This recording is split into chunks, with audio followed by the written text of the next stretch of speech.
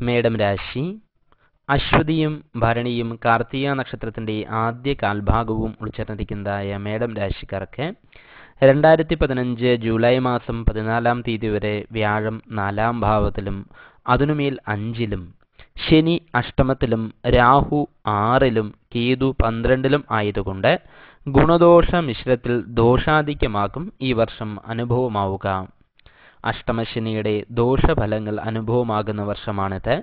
പലവിധ രോഗവിഷമതകൾ, അകാരണമായ ഭയം, അപകടങ്ങൾ എന്നിവയ്ക്കും യോഗം കാണുന്നു.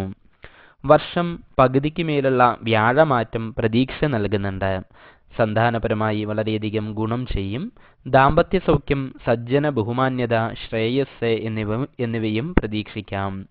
തൊഴിൽപരമായി ബുദ്ധിമുട്ടുകൾക്ക് സാധ്യതയുണ്ടെങ്കിലും പകുതിക്കുമേൽ അഭിവൃദ്ധി കൈവരിക്കുവാൻ സാധിക്കുന്നതാണ്. ബിസിനസ് രംഗത്തുള്ളവർക്കും വിദേശത്തിൽ ജോലി ചെയ്യുന്നതായിരിക്കുന്ന വ്യക്തികൾക്കും അത്ര കണ്ട് ഗുണപ്രദമല്ല. കർമാധിപനായ ശനി അഷ്ടമത്തിലായതുകൊണ്ട് തൊഴിൽ നഷ്ടപ്പെടുവാനോ സ്ഥാനഭ്രംശത്തിനോ സാധ്യത കൂടുതലായുണ്ട്.